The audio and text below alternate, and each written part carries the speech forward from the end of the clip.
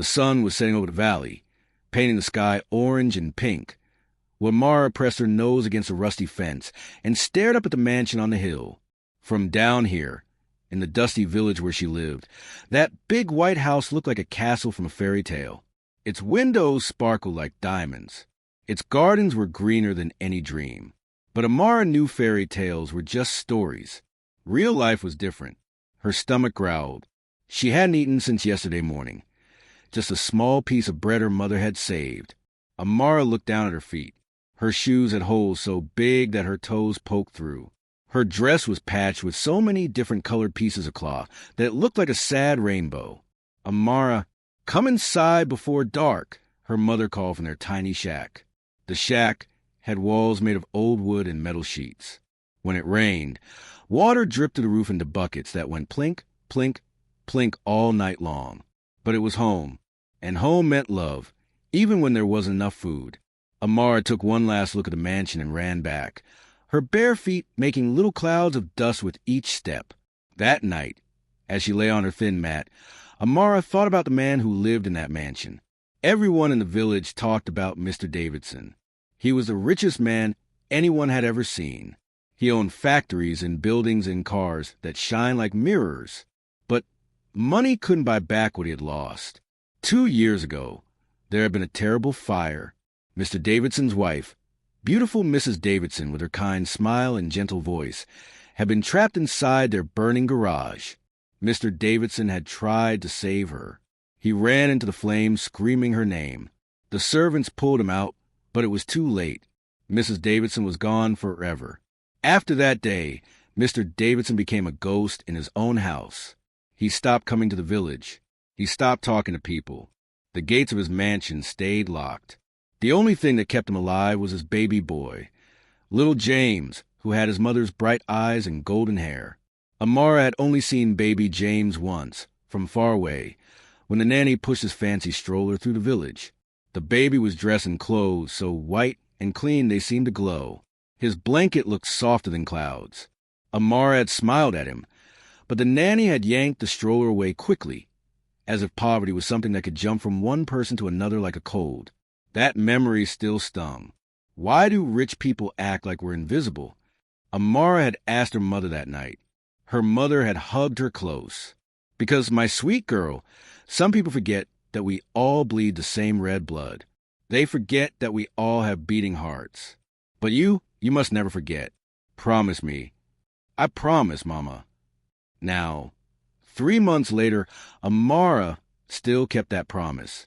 Every day, she watched the mansion, not because she was jealous, not because she wanted to be rich, but because something deep in her heart whispered that their stories, hers and Mr. Davidson's, were going to crash together like thunder and lightning. She just didn't know how. The next morning came hot and heavy, the kind of heat that made the air shimmer like water. Amara helped her mother wash clothes in the river, scrubbing and scrubbing until her small hands turned red. Mama, do you think things will ever get better? Amara asked, squeezing water from a shirt. Her mother paused. Her eyes looked tired. So tired. But she smiled. Hope is like a seed. Amara, even in dry ground, it can grow. We just have to keep watering it with faith. After washing, Amara walked to the old well in the center of the village. Most people didn't use this well anymore. There was a newer one on the other side. But Amara liked this spot. It was quiet. Old trees gave shade. Sometimes she sat on the stone edge and imagined her future. A future with full meals, new shoes, maybe even school. She didn't know that this well, forgotten and ignored, would soon become a place where everything changed. That afternoon, as the sun climbed higher and higher, making the world feel like an oven, Amara saw something strange. The mansion gates were open. A fancy black car drove out slowly. Behind it came a woman, the nanny, pushing baby James in his stroller. The nanny wore sunglasses and walked like she owned the world. She had a phone pressed to her ear, talking and laughing, not watching where she was going. Amara's heart started beating faster. Why were they coming down to the village? Mr. Davidson never let his son come down here. He was too afraid, too protective, too scared of losing the only piece of his wife he had left. The nanny pushed the stroller closer and closer to the old well. "Be careful!" Amara wanted to shout, but her voice stuck in her throat. Who was she to tell a rich person's nanny what to do? The nanny would just laugh at her, just like she had laughed before. Still, something felt wrong. Very wrong. The nanny stopped right next to the well, still talking on her phone. She parked the stroller and turned her back, too busy gossiping to notice that the stroller was on uneven ground. Amara stood up. Her hands started shaking. The stroller moved. Just a tiny bit. Just an inch. Then another inch. "No," Amara whispered. "No, no, no." The world seemed to slow down, like honey pouring from a jar. Amara saw the stroller roll forward. She saw the nanny finally turn around. She saw the woman's mouth open in a scream that had no sound. And then, splash, baby James fell into the well. The scream that came from the nanny's throat could have broken glass. "Help! Help! The baby! Someone help!" People started running from every direction. Mothers, fathers, old men, young boys. Everyone rushed toward the terrible sound. But when they reached the well and looked down into that deep, dark hole, they all froze. The water was far below. So far. And dark. No one could see the baby. "Someone do something!" the nanny shrieked, pulling at her hair. "Mr. Davidson will kill me. Do something." But everyone just stared. The men looked at each other. The well was old.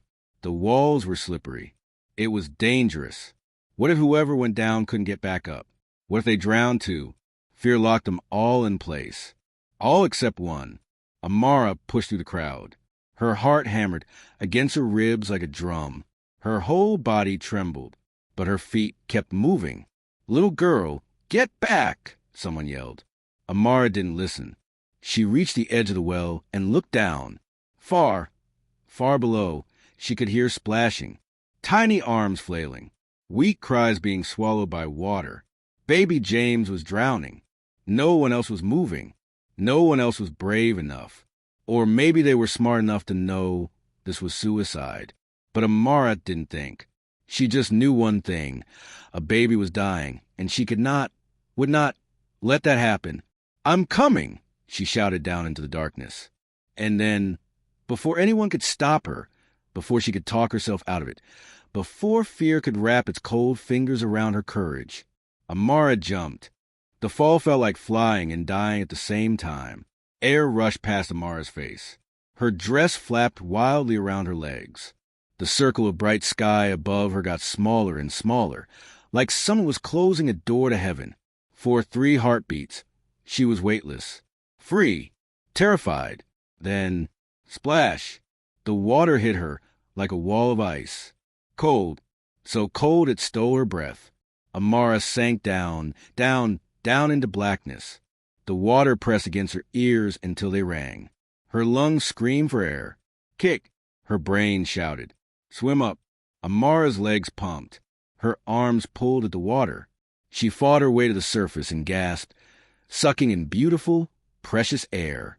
But she had no time to feel relief. "The baby!" she cried out. Where's the baby? The water was dark as midnight. She couldn't see anything. Above her, the circle of light seemed 1,000,000 miles away. Voices echoed down the well like ghosts. She jumped. Is she crazy? Someone get a rope. Amara didn't care what they were saying. She took a huge breath and dove under the water, feeling with her hands, searching in the blackness. Nothing. She came up, gasped for air, and dove again. Still nothing. Panic started crawling up her throat. What if she was too late? What if the baby had already sunk to the bottom? What if her fingers touched something soft? Cloth. Amara grabbed it and pulled. Baby James came into her arms, limp as a rag doll. His eyes were closed. His lips were blue. No, no, no. Amara's voice cracked. Wake up. Please wake up. She held his little body against her chest and kicked hard, pushing them both to the surface. When her head broke through the water, she held the baby up high, keeping his face above the water. I got him, she screamed. I got him. Cheers exploded from above, but Amara barely heard them. Baby James wasn't moving. He wasn't crying. He wasn't breathing. Help! Amara's voice was getting weaker. The cold was seeping into her bones. Her arms felt like stone. Please, help us. Hold on. A man's voice called down. We're getting rope. But Amara could feel her strength leaving. Her legs were cramping. Her arms were shaking. The water felt like hands trying to pull her under. No, she told herself. Not yet. Not until he's safe. She looked at the baby's tiny face. In that moment, something changed inside her. This wasn't Mr. Davidson's son. This wasn't a rich man's baby. This was just a child, a helpless, innocent child who needed her. You're going to be okay, Amara whispered, even though she wasn't sure if it was true. I promise. You're going to see the sun again. You're going to grow up. You're going to laugh and play and... Her voice broke. You're going to live. The walls of the well were covered in slippery green moss. Amara tried to find a place to hold on, but every time she grabbed something, it came off in her hands. She kept kicking, kept moving, kept fighting. Above, she could hear arguing. The rope isn't long enough. We need to tie two together. Hurry, they're going to drown. Amara's vision started getting fuzzy at the edges. The cold was eating her from the inside out. Her teeth chattered, so hard she thought they might break. Hold on, she told herself. Just hold on. She didn't know how long she treaded water. Minutes felt like hours. Her whole body screamed with pain. But she never let go of baby James. She never let his head go underwater, not even once. Then, finally, a rope came snaking down from above. Grab it, the voices shouted. Grab the rope. Amara reached for it with one hand, still holding the baby with her other arm. But her fingers were so numb, so weak. The rope slipped through them like water. I can't, she cried. Tears mixed with the well water on her face. My hands won't work. A terrible thought crashed into her mind. What if she had to choose? What if she could only save one of them? What if she had to send the baby up first and stay down here in the dark, alone, until she drowned? Amara looked at baby James's peaceful, sleeping face. The choice was already made. It had always been made. Take him. Amara shouted up. Take him first. She grabbed the rope with both hands, even though it made her sink lower in the water. She tied it around the baby's chest the way she'd seen fishermen tie their boats. Her frozen fingers fumbled with the knot, but she didn't stop until it was tight. Pull him up, she screamed. Pull him up now. The rope went tight. Baby James started rising out of the water, like an angel going back to heaven. Amara held him steady, guiding him up, making sure he didn't bump against the walls. Higher, higher, higher.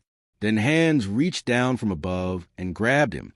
The baby disappeared into the light, and Amara sank. She was so tired, so cold, her arms and legs wouldn't move anymore. The water covered her mouth, her nose, her eyes. This is it, she thought. I save him. That's enough. That's enough. The darkness wrapped around her like a blanket. But then, a splash. Something else hit the water. Strong arms grabbed her. A man's voice in her ear. I got you. I got you. One of the village men, a young fisherman named Kofi, had jumped in after her. He tied the rope around her waist with quick, practiced movements. Pull, he shouted. Pull us up. Amara felt herself rising. The walls of the well scraped against her arms and legs. But she didn't care. She was flying again, but this time toward the light instead of away from it. Hands grabbed her. So many hands. They pulled her over the edge of the well and laid her on the warm ground. The sun blazed down on her face. She had never felt anything so wonderful in her entire life. She's alive. Get blankets. Where's the baby? Is the baby okay? Amara tried to sit up, tried to see, but her body wouldn't obey. Everything hurt. Everything was spinning.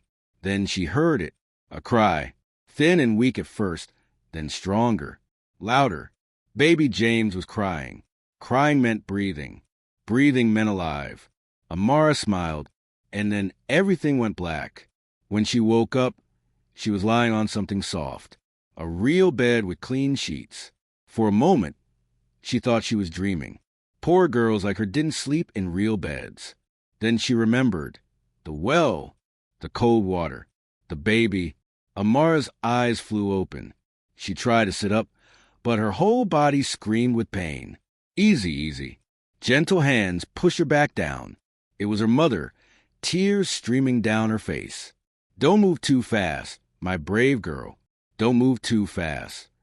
Mama? Amara's voice came out like a rusty hinge. Where am I? You're in the mansion, baby. Mr. Davidson brought you here himself. The doctors checked you all over. You're going to be okay. You're going to be just fine. And then the baby? Her mother's smile was brighter than the sun. He's perfect. Not a scratch on him. You saved his life. Amara, you saved that little boy's life. Tears spilled down Amara's cheeks. Good tears. Happy tears. Relief tears. The door opened and a man walked in. Amara recognized him from the newspaper pictures the village store sometimes had. Mr. Davidson. But he looked different in person. His eyes were red. His face was wet with tears. His fancy suit was wrinkled and dirty. He walked to her bedside and fell to his knees. You saved my son, he whispered. His voice shook with emotion. You risked your life for my son. Amara didn't know what to say. She'd never been close to a rich person before. She'd certainly never had one kneel in front of her. I had to, she finally said. He's just a baby. Mr. Davidson covered his face with his hands and sobbed. These weren't quiet tears. These were loud, body-shaking sobs that seemed to come from somewhere deep inside his soul. When my wife died, he said between gasps, I thought my heart died too. I built walls around myself. I forgot how to feel. I forgot how to care. And because of that, I almost lost James too. I hired a careless nanny. I didn't pay attention. I was so wrapped up in my own pain that He couldn't finish.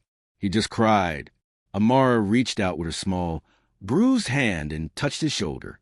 It's okay, she said softly. James is safe now. That's what matters. Mr. Davidson looked up at her with wonder in his eyes. How? He asked. How can you be so kind? I have everything, and I've done nothing for your village. You have nothing, and yet you gave everything. How? Amara thought about her mother's words, about bleeding the same blood, about beating hearts. Because, she said simply, love doesn't cost anything, and it's the only thing worth giving. 3 days passed like a beautiful dream. Amara stayed in the mansion while her body healed. Every morning, she woke up in that soft bed and had to remind herself it was real food, warm bread, fresh fruit, chicken that melted in her mouth, real medicine that made her bruises fade, real kindness from people who used to pretend she didn't exist. But the best part was baby James. Mr. Davidson brought him to visit her every single day. The little boy would smile and reach for her with his tiny hands, making happy gurgling sounds. It was like he knew, like he remembered that she was the one who held him in the darkness. He won't stop asking for you, Mr. Davidson said with a soft laugh. Every time I try to put him down for a nap, he cries until I bring him to your room. Amara tickled James's belly and he giggled. The most perfect sound in the world. I think he's trying to say thank you, she whispered. Mr. Davidson's eyes grew serious. We all are, Amara. We all are. On the 4th day, Amara was strong enough to walk. Mr. Davidson held a meeting in the mansion's giant living room. Every important person from the village was there. The mayor, the teachers, the shop owners, even the fisherman Kofi who had jumped in to save her. Amara sat in a big chair that made her feel very small. Her mother stood behind her, hands on her shoulders. Mr. Davidson stood up to speak. His voice was clear and strong, but Amara could hear something different in it now. Something warm, something alive. For 2 years, he began, I have been a dead man walking. I built walls around my heart because I thought walls would protect me from pain. But all they did was trap me in darkness. He looked at Amara, and his eyes shined with tears. This little girl, this brave, selfless, beautiful soul, she showed me something I had forgotten.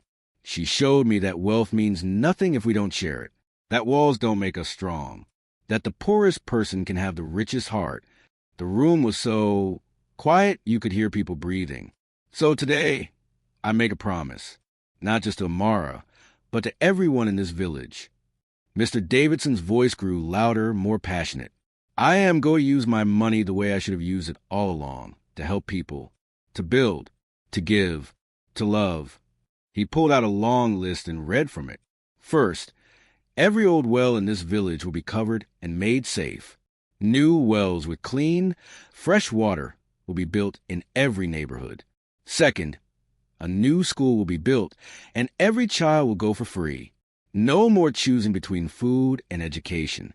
Third, a hospital with real doctors and real medicine, so no one has to die from sickness that can be cured. Fourth, jobs. I will build a new factory here, in the village, so families don't have to travel far away to work. Fifth, his voice broke. He took a deep breath. Fifth, Amara and her mother will move into the mansion, not as servants, as family, because that's what you are to us now. Family. The room exploded with cheers and applause. People cried. People hugged. The mayor shook Mr. Davidson's hand, so hard it looked like it might fall off. But Amara just sat there, shocked, her mouth hanging open. Family, she whispered. Mr. Davidson knelt in front of her, just like he had done in her room. You gave me back my son. You gave me back my heart. You gave me back my life. How could you be anything but family? Amara's mother burst into tears. Happy, grateful, unbelieving tears. We accept, she said through her sobs. Oh, we accept. The changes started immediately. Within a week, workers came with trucks and tools. They covered the old well where James had fallen. Then they built a beautiful fountain in its place with clean water that sparkled in the sun. Children played around it, laughing and splashing. The new school rose from the ground like a promise being kept.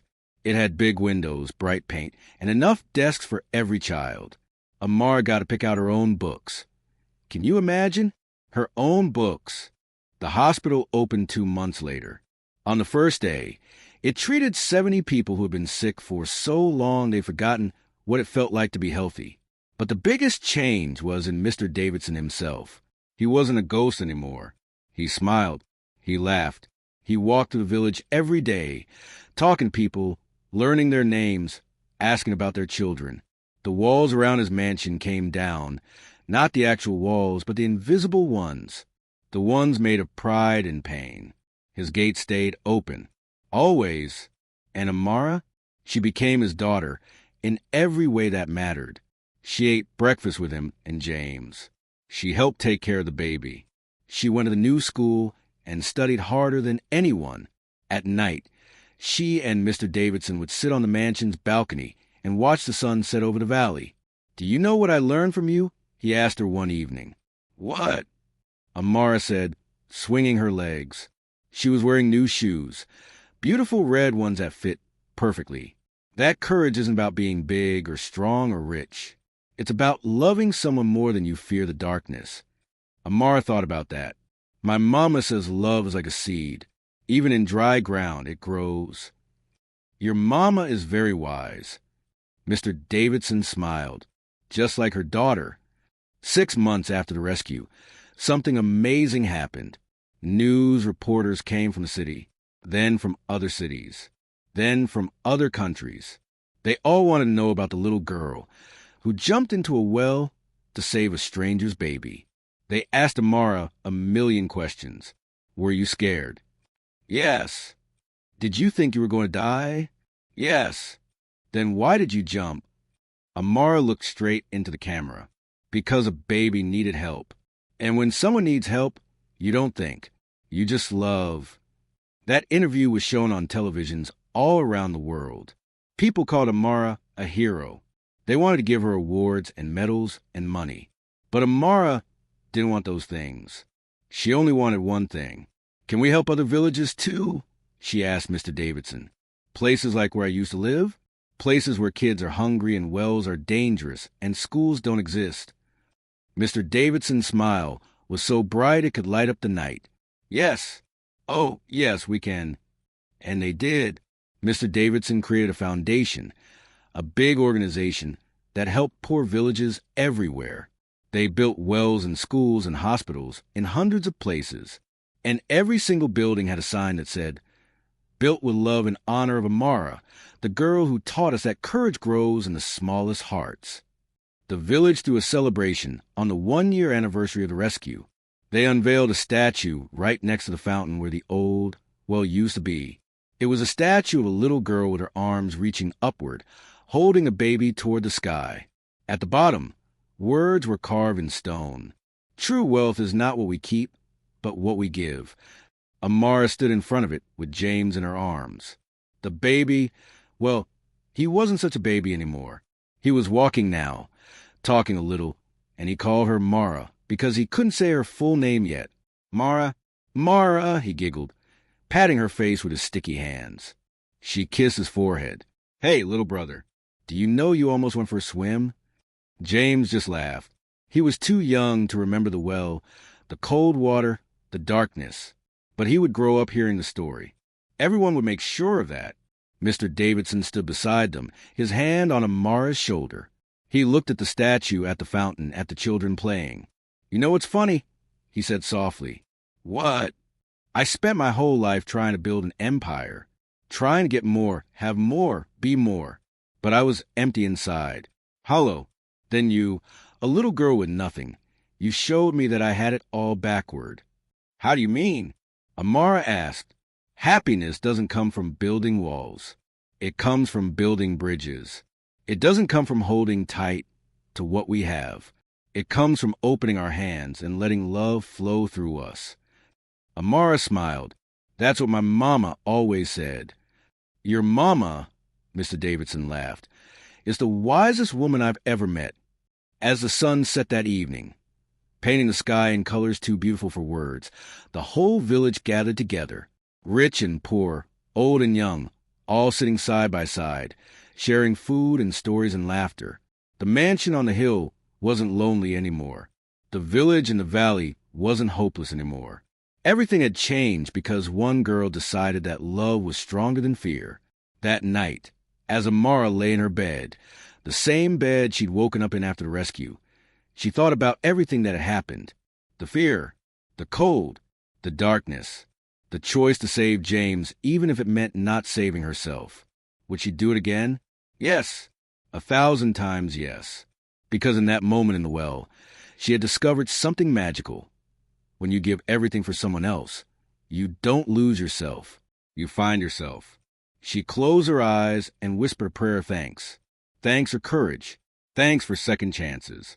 Thanks for Mr. Davidson and James and her mother and the whole beautiful, messy, wonderful world.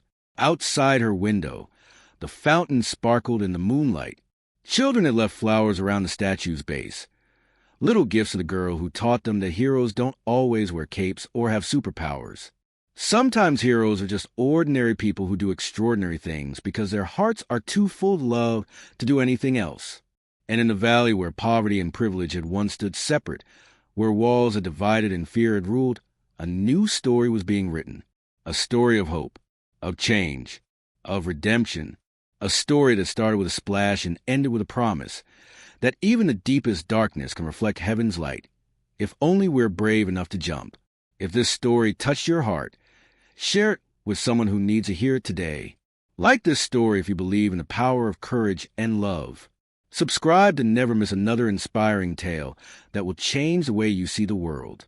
Comment below, would you have jumped? What would you risk to save a stranger? Remember, true wealth isn't measured by what's in your bank account. It's measured by what's in your heart and what you're willing to give to others. Share this story.